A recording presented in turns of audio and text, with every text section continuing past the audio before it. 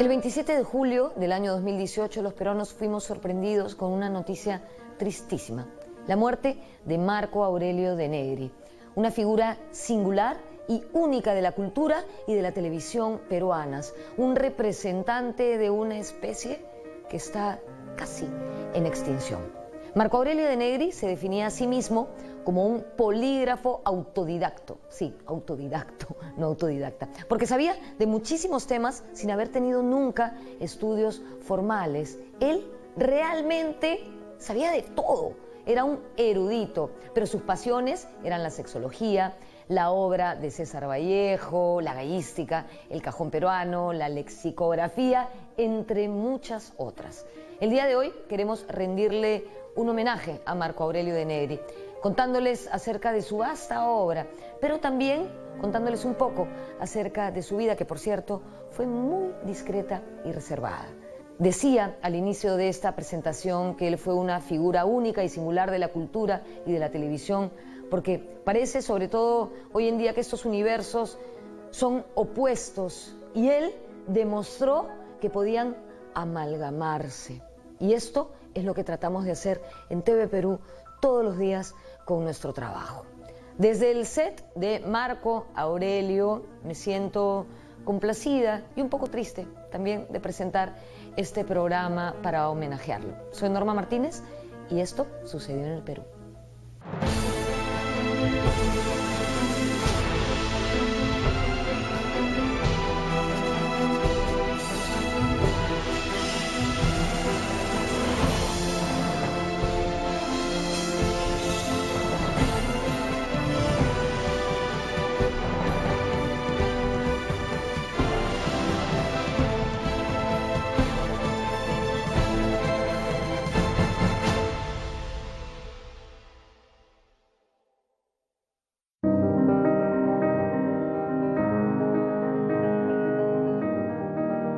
Era como este hombre tan feo, tan feo, tan feo que te provoca mirar, ¿no? Que su potencia, su vigor, su atractivo estaba en su intelecto, ¿no? En su cerebro. Dijo textualmente la hija de Darwin lo siguiente: el hombre no desciende del mono, como asevera mi padre, sino al contrario, lo más probable es que el hombre tienda a ser mono en un futuro más o menos próximo. El sentido de la civilización es ese: hacer del hombre un mono.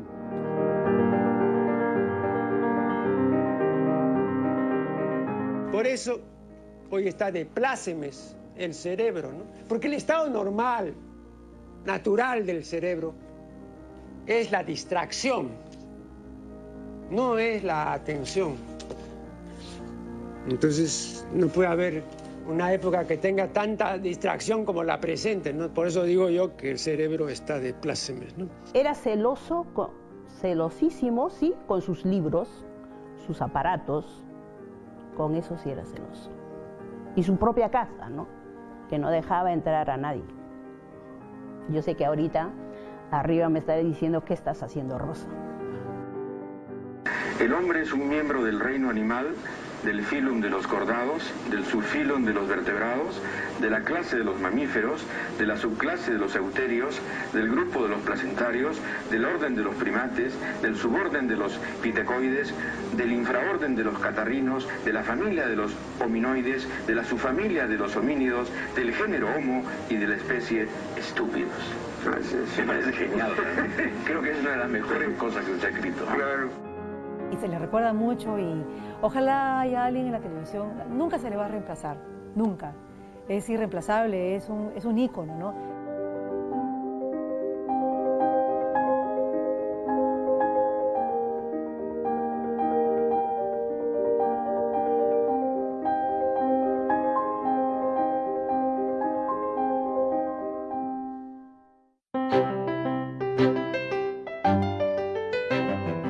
Marco Aurelio de Negri Santa Gadea nació en Lima, en el distrito de Chorrillos, el 16 de mayo de 1938. Hijo único del matrimonio de Julio de Negri y Leonor Santa Gadea, ambos naturales de Ancash. Su padre era un intelectual, fue director del Colegio Guadalupe y tenía una gran biblioteca. Marco Aurelio tenía con él una relación muy cercana. De ahí le venía el gusto por los libros y la lectura. El papá de Marco Aurelio era muy amigo de Jorge Basadre, íntimo, y lo invitaban a bailar a la casa, ponían música. Jorge Basadre menciona a Julio y a sus hermanas en dos de sus libros, menciona a la familia de Negri como una familia muy culta, donde las mujeres cultas llamaban la atención porque era una época en donde las mujeres no se preparaban. La hermana del papá de Marco Aurelio le llevaba el diario New York Times todos los domingos a Jorge Basadre para que él lo leyera y se quedaban conversando todos los domingos en la mañana. La madre de Marco Aurelio, la señora Leonor Santagadea, era profesora. A mi madre en general no le gustaban mis conferencias por los temas, ¿no es cierto? Entonces ella no está de acuerdo, tenía una educación antigua, maneras de ver y obrar distintas de las mías, ¿no? Entonces yo entiendo perfectamente eso y todo, pero yo siempre dije, ¿no? Y mi madre siempre estaba en primera fila en mis conferencias. Estoy hablando de fines de la década de 60, en un ciclo de conferencias, más de un ciclo de conferencias en Cultura y Libertad, una galería que dirigía Jorge Luis Recabarren. Bueno, y como yo comentaba con mi padre, que en eso sí se compenetraba con mi punto de vista, yo hago caso omiso de esa presencia, ¿no? Porque si yo estuviese pendiente de lo que va a pensar mi madre o lo que va a decir, entonces no podría decir, pues, ¿no? Entonces yo ponía en ese momento entre paréntesis a mi madre, con todo el respeto que me merecí, pero no, entonces para mí no existía.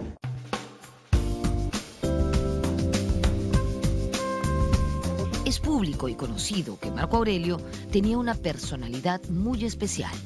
Se podría decir que era un misántropo, es decir, una persona que mostraba antipatía por los seres humanos y por la humanidad en su conjunto. Así como va el mundo, qué coherente resulta pensar de esa forma. Marco Aurelio decía que prefería relacionarse con los objetos, llámese libros o equipos de sonido, porque las cosas normalmente no creaban problemas ni producían intercambios bruscos.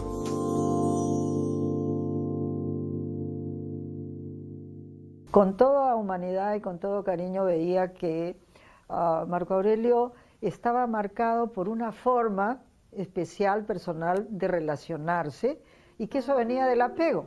O sea, ¿cómo te enseñó tu madre a relacionarte con ese otro tan fundamental? Porque ese otro es el otro primario, la primera versión que tienes tú de cómo soy querido y cómo puedo querer.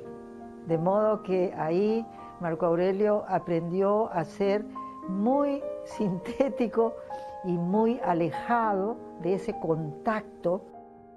Ha sido un bebé y un niño que se le enseñó o aprendió a autoabastecerse, ¿no? Que esa es una característica de las personas, claro, con ciertas capacidades especiales de hacer ese autoabastecimiento por su inteligencia, por su forma de resolver, resiliencia se llama esa forma de sacar de una disfunción, de un defecto, ¿no? Una salida productiva, una salida saludable. A mi juicio, y a juicio de eminentes pensadores, la mayor parte de la gente es insignificante, ¿no? Muy pocas personas tienen significancia, ¿no? Entonces, que el amor sea en estas personas, en las más no insignificantes, ello se debe a que el amor es, pues, como son esas personas, insignificantes, ¿no? Entonces no se va a pedir, pues, un gran amor a alguien, pues, que se caracteriza por su insignificancia, ¿no? Espiritual, su escasísima personalidad, ¿no? Su casi ausencia de méritos, etcétera, ¿no?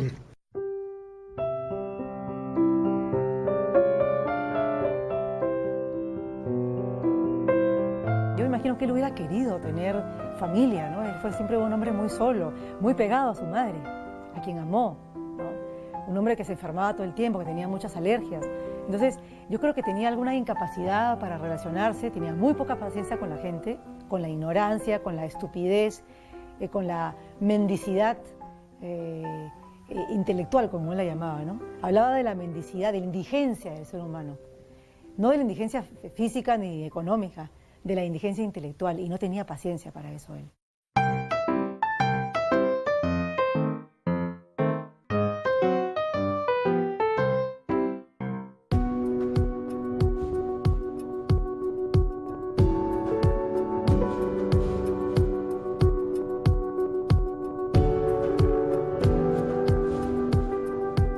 Desde los 4 años hasta el fin de sus días, Marco Aurelio de Negri vivió en Santa Beatriz, en una casa ubicada aquí, en el Parque Hernán Velarde, muy cerca al Estadio Nacional, un verdadero oasis en medio de esta bulliciosa ciudad, un lugar muy especial.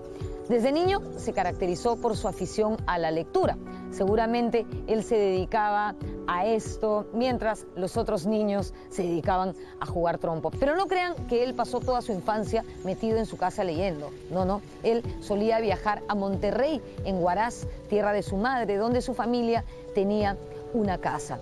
También era un sitio donde habían, me parece, unos baños termales. Allí cultivó algunas amistades.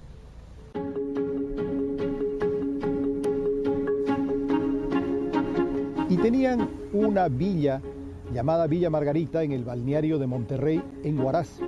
De manera que él todos los años estaba por allá y hizo muy buenas amistades con los chicos de su generación de ese entonces.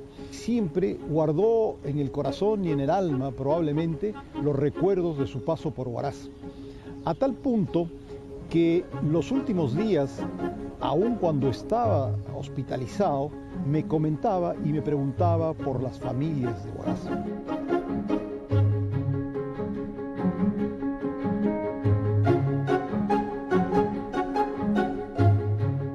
Marco Aurelio estudió muy cerca de su casa, en el Colegio San Andrés.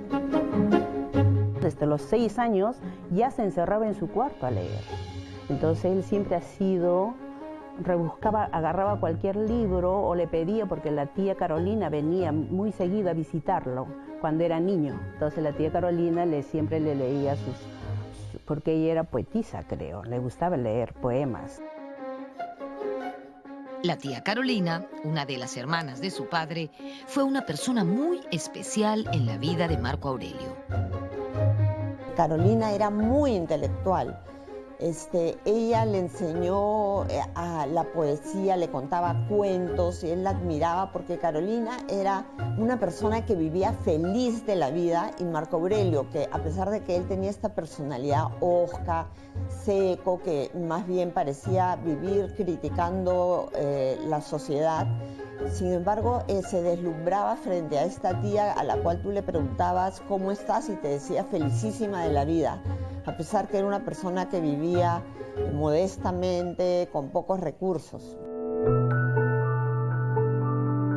La tía Carolina falleció en 1990 y en el año 2000 Marco Aurelio escribió el prólogo de un libro con su poesía. En ese prólogo, él deja de lado su austeridad sentimental para dedicarle unas bellas palabras a su querida tía. Tía Carolina, tú has sido mi hada madrina y por tu alegría tan firme y constante has logrado convencerme de que, efectivamente, de vez en cuando, este mundo trueca sus lágrimas por risas y contento.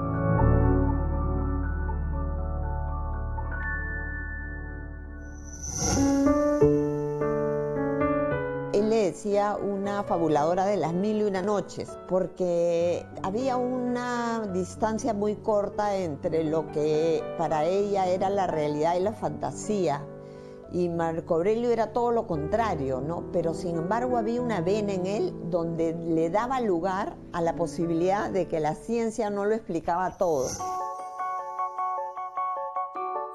Si bien Marco Aurelio estudió Derecho y más adelante Sexología y Sociología, él fue básicamente un autodidacta, o autodidacto, como él mismo se autodenominaba.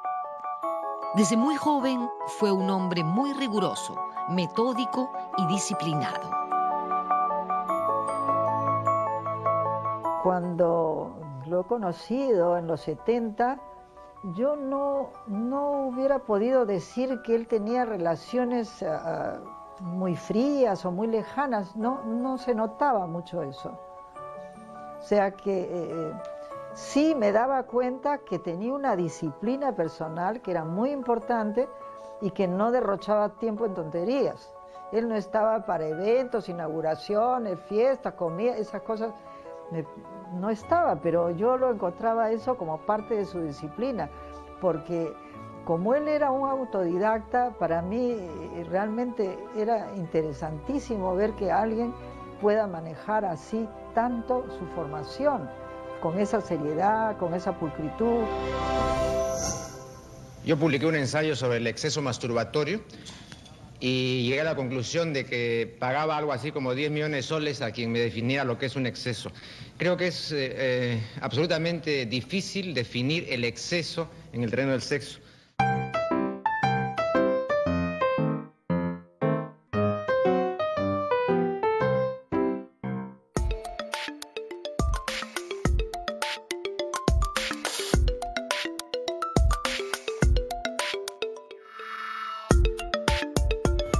Como sabemos, el sexo es un tema en el que Marco Aurelio se movió como pez en el agua. Al respecto, escribió 2 libros, La niña, masturbación y su madrastra tabú. Perdónenme que hago una parte, pero es que ese título de verdad es genial. Y Obscenidad y pornografía. En este último reunió artículos y ensayos escritos durante más o menos 15 años de investigación. Él habló de sexo muy pronto en la televisión, incluso en los años 60 apareció en un programa donde se refirió al preservativo, al condón. Y las voces de protesta se alzaron de inmediato, sobre todo de los sectores más conservadores. ¿Cómo es posible que se hable del preservativo en televisión? Recordemos que nuestra sociedad siempre ha sido un poco pacata y hasta ahora creo yo que no está del todo lista para un perfil como el de Marco Aurelio, clarísimo e irreverente.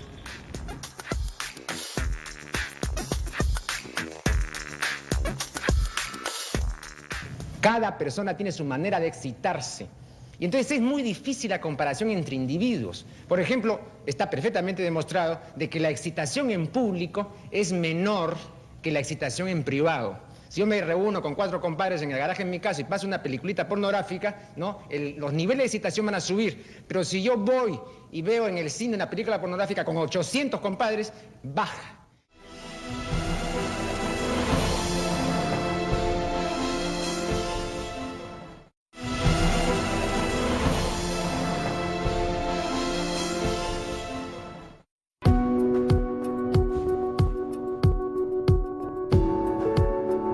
Marco Aurelio no solo fue el primero en hablar de sexo en la televisión, también lo hizo en el ámbito editorial.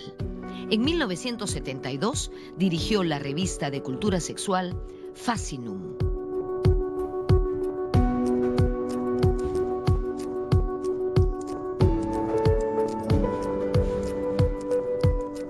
Esta revista reunía artículos en función de la verdad sexológica. Nada de esconder temas como la masturbación, el orgasmo, o lo que en esa época todavía se llamaba el placer de la carne, que era un tabú. Entonces a él se le ocurre publicar esta revista, que mereció una crítica muy seria de los ambientes conservadores y religiosos. Le mereció un proceso judicial que bloqueó la continuidad de la publicación.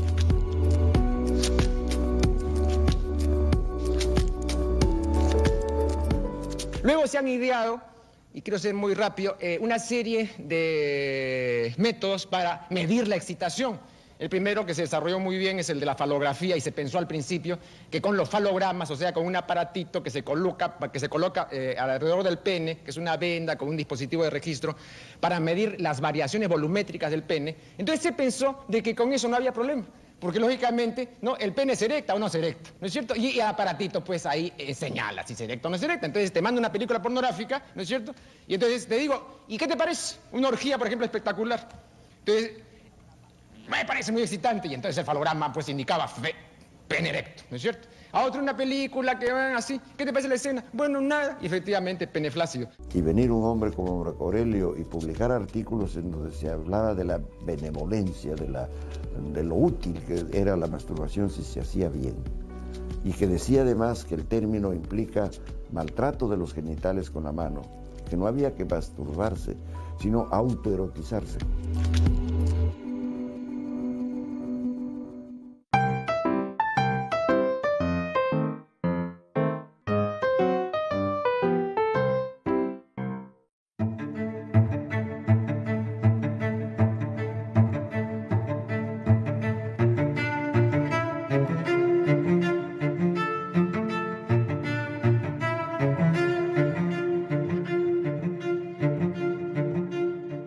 Como hemos dicho al inicio del programa, De Negri fue un aficionado y un apasionado de las peleas de gallos. En el año 2015, él publicó un libro, Arte y Ciencia de la Gallística, con el apoyo del Fondo Editorial de la Universidad Garcilaso de la Vega. En él se reunían artículos sobre el tema, evidentemente publicados en medios nacionales y extranjeros, y también algunas investigaciones inéditas. Eso sí, fiel a su estilo, Marco Aurelio dijo que ese libro no lo había escrito para sabiondos, fantaseadores y fanfarrones que lo fatigaban y lo ponían de mal humor, sino para criadores, galleros y aficionados que sí tenían ganas de aprender.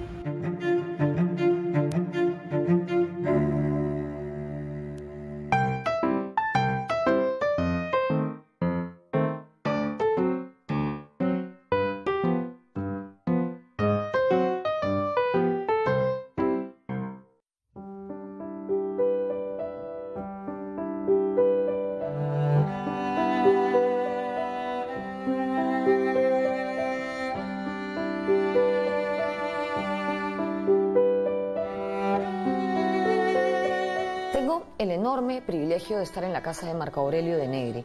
Y digo que este privilegio es enorme porque él fue un hombre muy privado, ¿no? Y no le gustaba que nadie estuviera aquí. Este era su refugio. Hemos venido aquí para contarles que además de todas las cosas que él era también audiófilo, es decir, de esas personas que sienten un gran placer al escuchar música de manera fidedigna, con altísima fidelidad. Por eso quizás también era un coleccionista de aparatos de reproducción, como podemos ver aquí, y estos son solo una parte de los muchos que hay en la casa.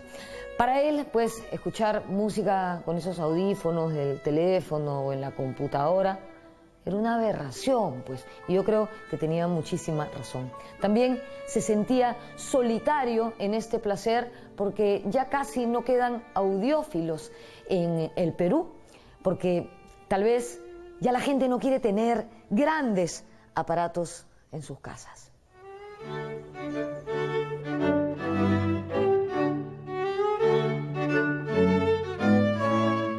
Se levantaba a las 3 de la mañana y estudiaba sus 4 horas. Y a las 6, a veces yo llegaba ya, le encontraba de humor, ven, mira, y te hacía sentar ahí en la sala o si era en el hall, porque cada equipo tenía un horario. Escuchaba 5 minutos, 10 minutos, pero sí todo el equipo era encendido.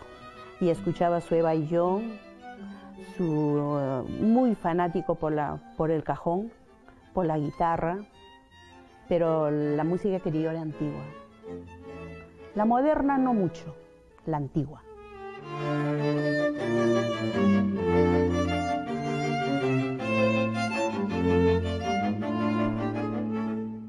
Él tenía la particularidad y el talento y el tiempo, porque no tenía mujer que lo friegue, ni tampoco fregaba a nadie.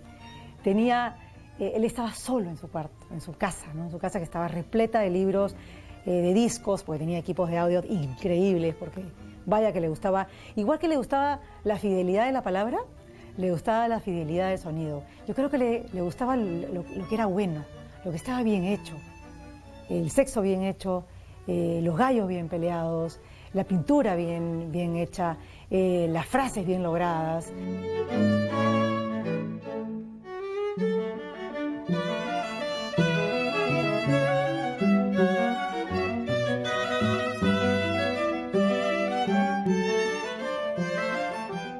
persona vital en la vida de Marco Aurelio durante los últimos 30 años fue la señora Rosa Torres.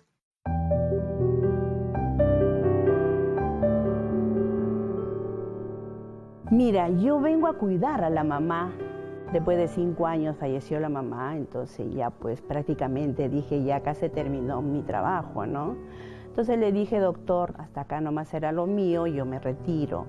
No, me dijo, no, Rosa, tú eres una mujer muy buena, me dijo, y ahora te toca cuidarme. Pero usted es más grande que yo, ¿cómo lo voy a criar, no?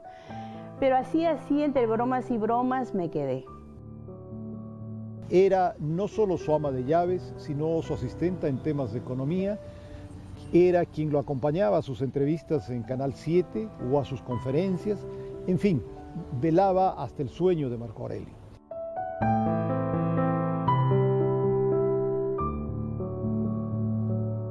Rosita era su alma, ¿no? Era su todo. Rosita era su escudera, en realidad. Rosita era su pie a tierra. Rosita era la que creo que le pagaba la luz, el teléfono, la que le conectaba el teléfono, porque él desconectaba el teléfono en su casa. Entonces, cuando alguien quería llamar a Marco Aurelio, llamaba primero a Rosa, al teléfono celular. Le decía, Rosita, quiero hablar con Marco Aurelio. Entonces Rosita, ya, le voy a decir al doctor que conecte el teléfono. Entonces conectaba el 330, que era el teléfono que tenía, no voy a decir más números, y llamabas al fijo, y ya te contestaba Rosa. Ahí le pasó al doctor. Entonces era un protocolo realmente hablar con él, ¿no? Porque yo era la que le escogía los ternos. Yo era la que le seleccionaba la camisa, qué corbata se va a poner. Yo era la que le hacía eso. Entonces, estás bacán, le decía. Y eso no le gustaba a él, esas jergas. ¿Por qué dices eso? Porque estás bello, le decía así. No, pero no bacán, no.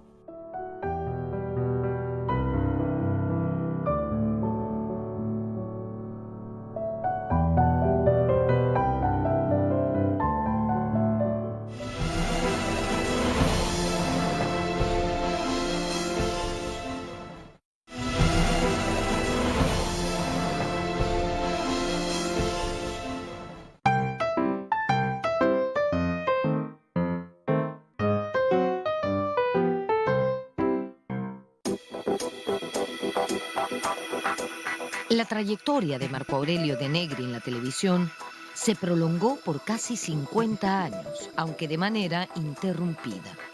Se inició a principios de la década de 1970. En 1974 dirigió en Canal 11 un programa titulado La Hora Sexológica. Poco después ingresó al Canal 7 y estuvo al mando del programa Comunicación. En 1981 regresó al Canal del Estado con el programa Contrapunto, donde alternaba con destacados intelectuales.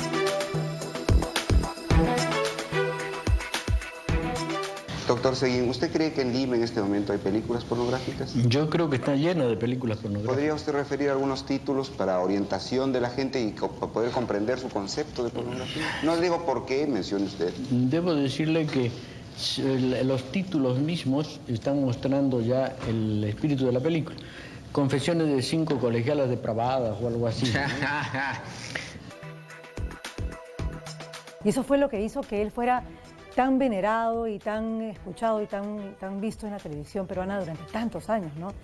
Porque no tenemos muchas personas que hablen sin filtro sobre el pene, la vagina, la inserción anal, ciertos temas pues que todo el mundo sabe que existen, pero nadie los habla, ¿no?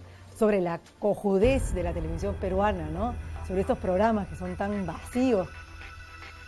Hace muchísimos años vengo luchando en pro del esclarecimiento sexual y quiero esparcir cultura sexual. Alguna vez me han preguntado qué significa Marco Aurelio de Negri en la cultura peruana. Y yo he dicho, si algo significa, yo lo podría frasear de esta manera. Es una persona que en este país ha hecho algunas cosas por primera vez. Ejemplo, en el año 74, en el Canal 11, yo tuve un programa que se llamaba La Hora Sexológica, que se pasaba a las 9 de la noche. Ese programa duró apenas 3 meses. Ese propósito fue truncado burdamente a los 3 meses. Entonces yo digo, si hasta ahora existiera, por ejemplo, La Hora Sexológica, Entonces habríamos tenido varios años de esclarecimiento a través de la televisión, que es un medio eficacísimo de esparcir conocimiento. A fines de la década de 1990, condujo el programa A Solas con Marco Aurelio de Negri, en Cable Mágico Cultural. Con el nuevo siglo, en el 2000, Marco Aurelio de Negri regresó al Canal 7, pero esta vez para quedarse. Aquí condujo de manera ininterrumpida durante 18 años el programa La Función de la Palabra. Hoy está con nosotros Mónica Cabrejos, Ani Bustamante, el doctor Luis Millones, Josefina Barrón.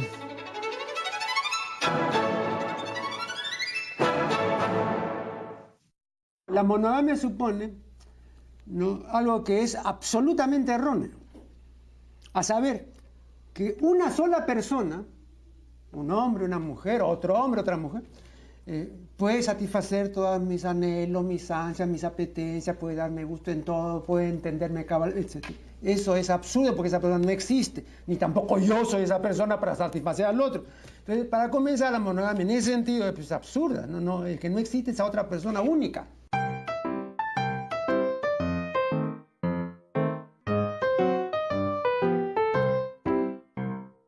Marco Aurelio de Negri fue un duro crítico de la televisión, a la que consideraba el reino de la videocracia, donde se privilegiaba la imagen por encima de la inteligencia y de la abstracción. Él decía que la televisión, las computadoras, el internet afectaban la costumbre de leer del ser humano. Coincidía con el investigador italiano Giovanni Sartori, que postulaba que la era digital no era la era del Homo sapiens, es decir, del hombre que piensa, sino la era del Homo incipiens, es decir, la del hombre que ve, pero que no entiende. O sea, que...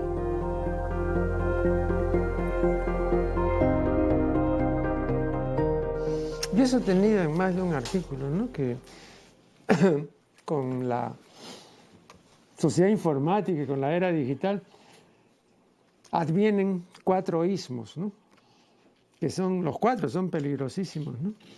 El inmediatismo, el fragmentarismo, el facilismo y el superficialismo, ¿no?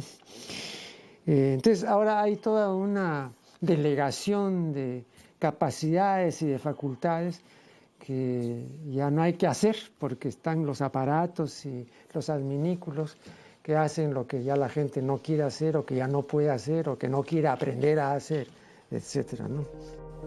A pesar de su dura crítica a la televisión, Marco Aurelio fue un hombre de televisión, pero él hacía la salvedad de que su propuesta era televisión contracultura, televisión que impugnaba la cultura imperante. En ese sentido, Marco Aurelio cuestionaba, según sus propias palabras, los lugares comunes, las creencias infundadas y la enorme cantidad de estupideces que se propagaban desde el orden establecido. Y él tenía muchos problemas por desacartonar el lenguaje, ¿no?, en ese sentido, ¿no? Entonces te hablaba de que uno no era extrovertido, sino extravertido, y tenía ese tipo de comentarios, ¿no? ¿Cómo podemos permitir que se diga extrovertido? Sería en todo caso extravertido, porque no existe el extra, sino el extra. Entonces se pegaba mucho la lengua. Pero está bien, porque era un guardián de la lengua en un tiempo donde sabemos muy bien que se le cachetea con ganas, pues con los celulares y todos esos aparatos de chat. Por favor, no digan extroversión, porque el prefijo extro no existe. Es un disparate, a pesar de que la academia ha terminado por admitir extrovertido, ¿no? Y por eso me da risa a mí cuando me escriben los televidentes y me dice, ¿y por qué acentuó usted? ¿Por qué tildó usted? La academia ahora dice que no hay que tildar y todo. Y no se fijan que la academia admite disparates, ¿no? Como por ejemplo extrovertido. A ver, ¿dónde han visto ustedes, en qué gramática, en qué manual, el prefijo extra? Pero claro, como se dice intro, entonces la academia dice, no, pues para que rime, pues intro con extra, y extrovertido, ¿no?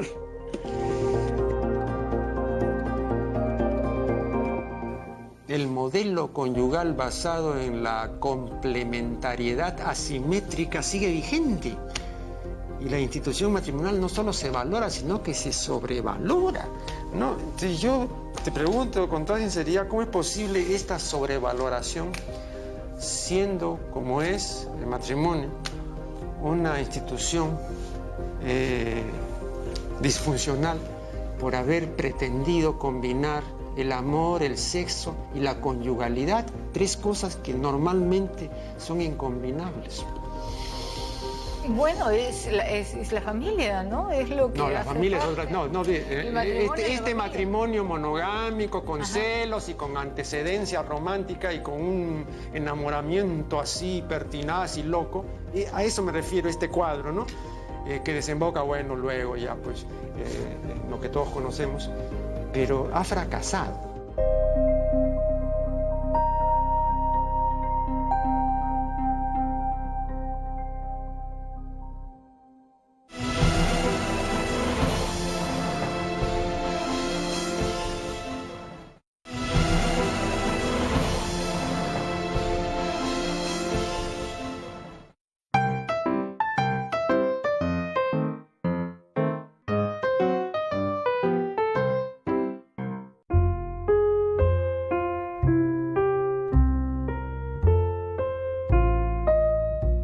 Frente a las cámaras, Marco Aurelio dejaba de lado su timidez y se mostraba apasionado con los temas que trataba, siempre lanzando duras críticas contra la mediocridad humana a todo nivel. Lo suyo era educar, informar, debatir, defender la calidad frente a la cantidad, haciendo una apología de la perfección. Una propuesta que podría parecer impopular, pero que terminó siendo muy reconocida. Marco Aurelio dirigió un programa cultural en la década de los 70 aquí en TV Perú llamado Comunicación y también cerró su carrera en esta misma casa con el programa La Función de la Palabra, que estuvo al aire 18 años. La sociedad informática y la era digital están lesionando seriamente el cerebro de los seres humanos, ¿no? ¿Cuánta razón tuvo por eso el sociólogo canadiense Herbert Marshall McLuhan cuando dijo, previendo lo que ocurriría, porque esto lo dijo allá por la década de 1960, dijo McLuhan, "It will be worse", será peor. Claro, ahora lo comprobamos, es peor. En realidad él encarna la ira de los no mediocres, en todo sentido, ¿no? Él encarga la rabia, esa rabia productiva, porque él con esa rabia produjo ideas, ¿no? Produjo reflexiones. Él compiló muchísimas ideas de otros y las metió en una licuadora y sacaba extractos, ¿no? Y te los hacía tomar. Toma esto que te va a hacer bien. Eran como extractos de verduras, ¿no? Con espinacas y esquión y cosas que tenías que tomar. Él vitaminizó la cultura peruana. Ni siquiera la cultura peruana, la cultura en general. Por eso Milan Kundera, el célebre escritor checo, ha dicho que esta es la época de la insoportable levedad del ser.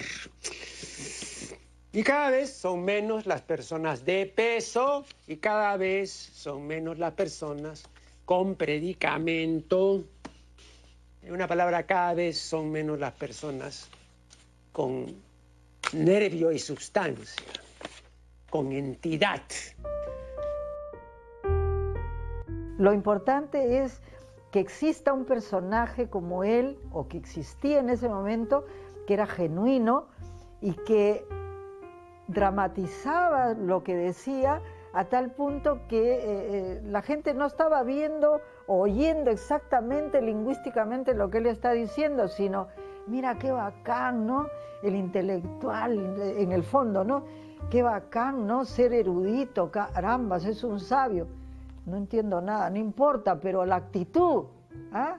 La actitud de que existe un personaje que tiene un gran espacio, que te dice, ama el conocimiento, mira qué bueno es estar esto, qué cosa es el clima es esto, las mujeres tienen muchos clímax, claro que sí, bacán, si lo ha dicho Marco Aurelio, feliz. Entonces les daba su punto en las cosas que sí entendían y metía 80% de lo que no entendían, pero poco importa, porque lo que importaba en el fondo es el personaje que representa el amor al conocimiento y representa que existe algo que se llama intelecto, cultura, y que todos debiéramos más o menos acercarnos a eso, ¿no? Sin temor a que yo sé poco o yo sé más ni nada, ¿no? Pero él más era televisivo, y a pesar de que también en eso su imagen era contranormativa, digamos, ¿no? Porque desde la forma de sentarse, de hablar con la mano en la boca, de hacer sus gestos que eran pues a lo Woody Allen, ¿no? Y que no eran televisivos, cuando aquí en la televisión hay que ponerse cosas en la cara, hay que peinarse bien, hay que sentarse bien, no cruzar las piernas. Cuando él viene y dice, bueno, pues, y no sé cuánto, con sus gestos y así, era antitelevisivo, no antiestético tal vez, pero sí antitelevisivo. Toda relación cuesta, entonces también antes de meterse pues con más de una relación hay que ver cuánto me va a costar esa relación, porque si me va a costar mucho, si va a ser una sobrefacturación en penas, en preocupaciones, en discusiones, en disgustos y en fin, en una serie de alteraciones del ánimo, entonces sinceramente yo no me voy a meter pues a amar a más de uno, ¿no? Porque si ya con una persona ya es suficientemente problemático, entonces ya es costoso. Ahora, repito, hay costos que conviene pagar porque realmente vale la pena pagar, ¿no? Muchísimos de los costos en materia amorosa, ¿no? Son costos que no vale la pena pagar, ¿no? Sinceramente, yo desde ahora lo digo, ¿no? Hay costos elevadísimos que no se justifican en absoluto y que la gente estúpidamente paga, ¿no?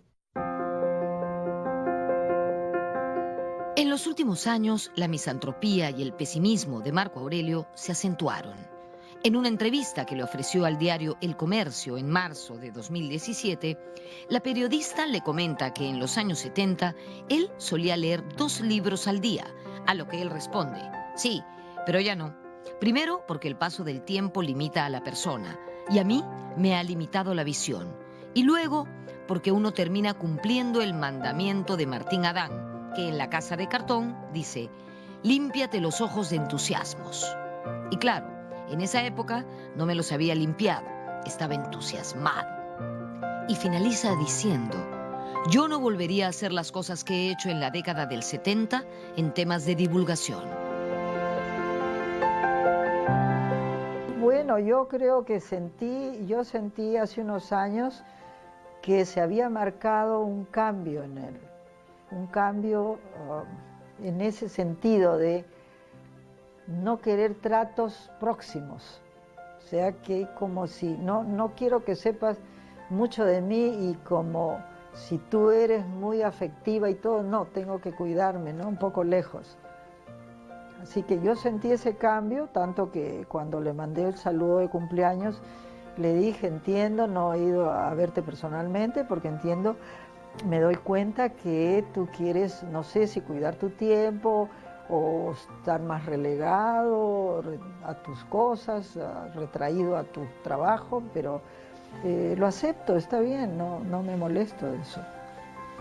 Así que cambió y creo que ese cambio no me molesta, hasta lo llego a entender.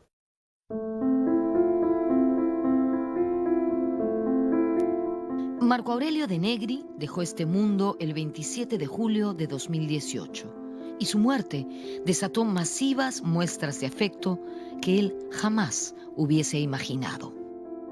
Me ha llamado muchísimo la atención ver la cantidad de información en las redes, comentarios, el entierro tan lleno de gente. Realmente eso me ha llenado de alegría porque es un tío mío al cual yo admiraba y quería mucho, pero me llena de alegría ver que haya tanta gente que compartía este amor por él, ¿no? Yo de él aprendí mucho y el diploma más grande y más hermoso que él me dejó es que el día del sepelio ver colas de jóvenes, llorando, besándome la mano, diciéndome gracias, señora, por cuidarlo. El último mensaje que él dejó, Rosa me dijo, que lea la juventud, porque esa prótesis que tienen ahora la juventud de la celular, de la computadora, no es válido, me dijo. Ya no hay acá porque ya no investigamos. Ahora ven, quieren encontrar a papá, computadora, ya, pero no piensan. Por eso nos estamos embruteciendo, Rosa. Eso es lo que me decía. Marco Aurelio de Negri parecía saberlo todo. Y esa sabiduría, ese conocimiento tan cabal de las cosas, no le dejaba más opción que el pesimismo. A él le gustaba citar al paleontólogo Richard Leakey, que decía que quizá la especie humana no sea más que un espantoso error biológico. También al filósofo Jean-Paul Sartre. Tal vez podemos curarnos de una neurosis, pero no podemos curarnos de nosotros mismos. Rindámosle un homenaje a Marco Aurelio. Curémonos. Todavía estamos a tiempo.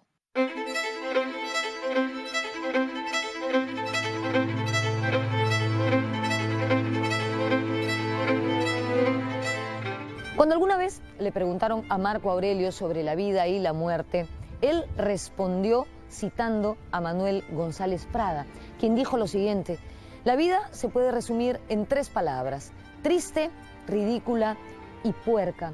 Sin embargo, nosotros podemos derramar algo de regocijo en esa tristeza, algo de elevación en esa ridiculez y algo de limpieza en esa porquería. Creo que sobra decir cualquier cosa. Es cierto que el vacío que ha dejado Marco Aurelio en nuestra cultura y en nuestra televisión va a ser muy difícil de llenar, y de hecho no distinguimos a nadie que le siga los pasos. Si tienen alguna idea, por favor, compártanla con nosotros.